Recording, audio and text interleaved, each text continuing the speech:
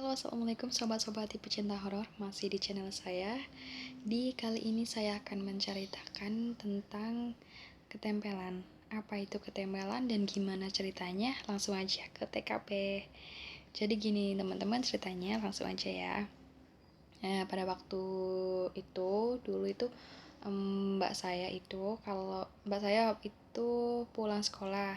Nah, dia kalau pulang sekolah itu mesti selalu sore maghrib kayak gitu, karena mbakku itu kalau dulu itu mbakku dari rumah ke sekolahan itu mbakku jalan kaki karena kendaraannya itu cuma satu, yaitu sepedanya itu gantian, kadang dibawa saya, kadang dibawa mbakku, karena aku dan mbakku itu arahnya untuk ke sekolahan itu beda, dia ke Karanganyar, aku ke Gombong gitu, jaraknya pun jauh, sama-sama jauh, makanya mbakku itu setiap hari itu sampai rumah itu pasti maghrib gitu.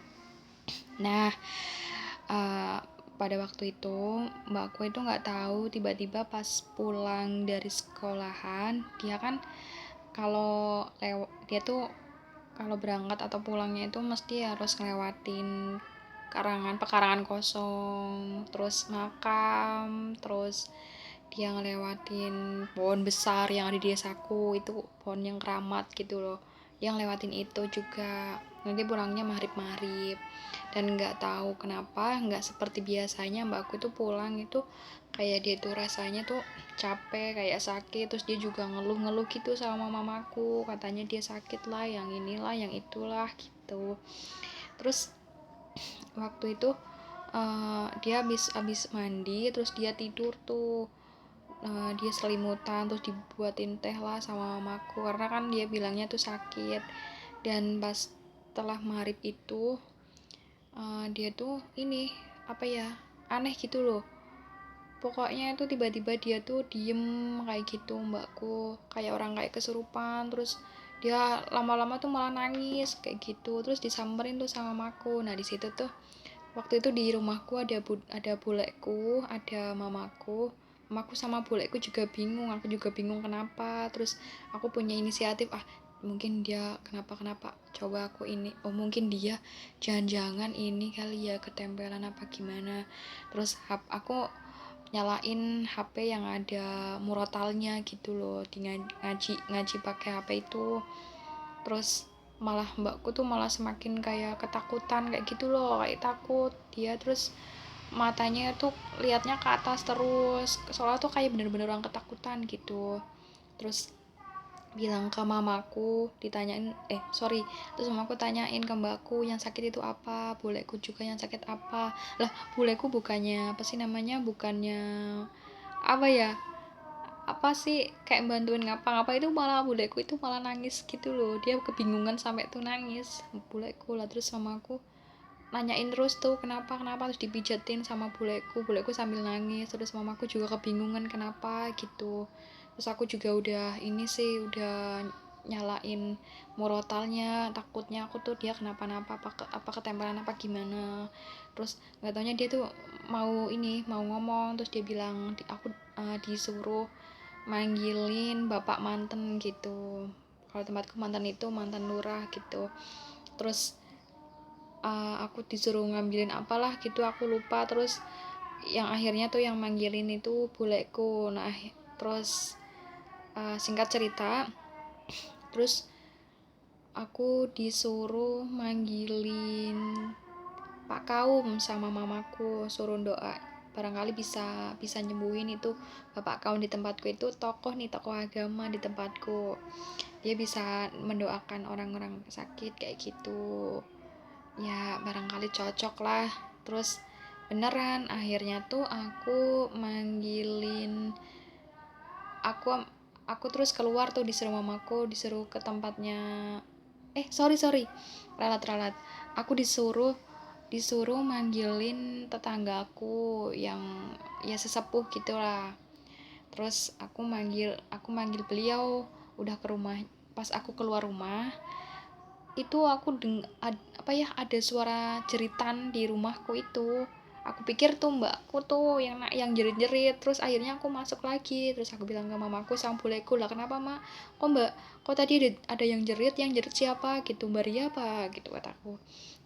Nggak ada yang jerit kok, wis sana cepetan manggilin itu. Aku disuruh manggilin tetanggaku, manggilin bapaknya, nah gitu. Terus aku langsung keluar lagi, terus aku langsung sambil mikir itu siapa tadi yang jerit-jerit gitu loh, suaranya itu perempuan, bener-bener orang lagi jerit. Terus aku masuk, aku terus ke tempatnya tetanggaku yang sesepuh itu. Terus beliau bilang gini, kayaknya kalau aku nggak bisa, aku tak ceritain kronologinya ke beliau gitu kan, dia nggak bisa, coba aku panggilan ke bapak kaum dulu ya gitu kan, soalnya beliau terkenal juga dia bisa nyembuhin orang yang kayak ketempelan, kesurupan gitu. Nah di situ beliau juga tokoh tokoh agama di tempatku. Terus setelah bapak sepuhnya manggil bapak kaum, terus bapak kaum ke rumahku. Nah terus mbakku ditanyain kenapa kenapa ada apa gitu, apa yang sakit, ditanya-tanya gitu. Tapi mbakku nggak jawab, mbakku tuh nangis malah jadi nangis kejet gitu loh, nangis kejet. Terus matanya masih lihat-lihat ke atas gitu. Aku juga sambil aduh aku juga sedih, dia kenapa gitu, kayak nggak biasanya kan mbakku orangnya ceria, kadang-kadang juga njalin aku, sampai buleku juga nangis.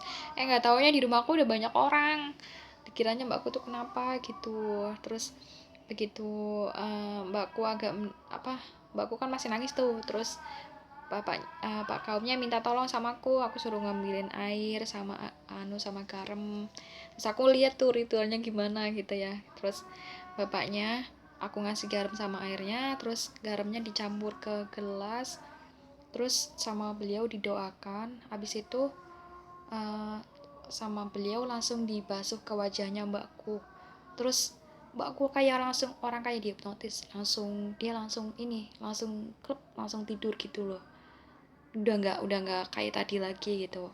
Terus separuh airnya itu yang habis dipakai buat basuh sama bapak kaumnya langsung disiramin ke bawah di bawah kasur.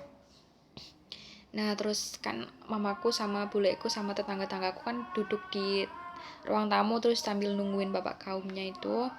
Terus habis itu beliau bilang kalau mbakku itu ternyata itu dibuntutin sama orang tinggi besar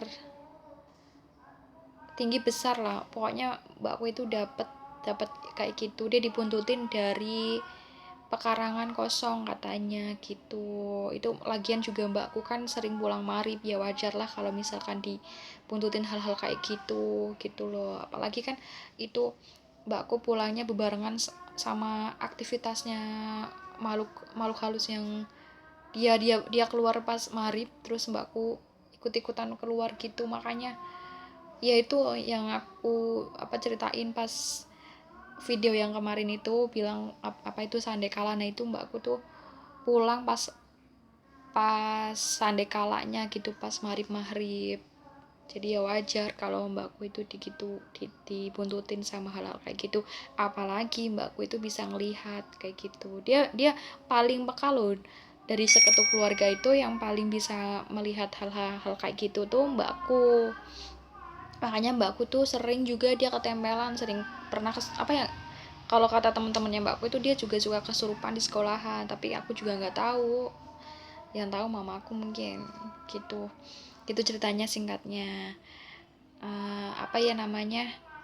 Intinya kita ya, kalau pas marib jangan suka keluar, kalau bisa itu setelah azan, jangan pas barengin sama sandekalanya itu. Gitu ya teman-teman ceritanya. Terima kasih yang udah mau mampir ke channel saya. Jangan lupa subscribe-nya, like dan komen. Sebelumnya nanti setelah ketempelan part 1 nanti ada sesi lanjutnya lagi part 2. Wassalamualaikum warahmatullahi wabarakatuh.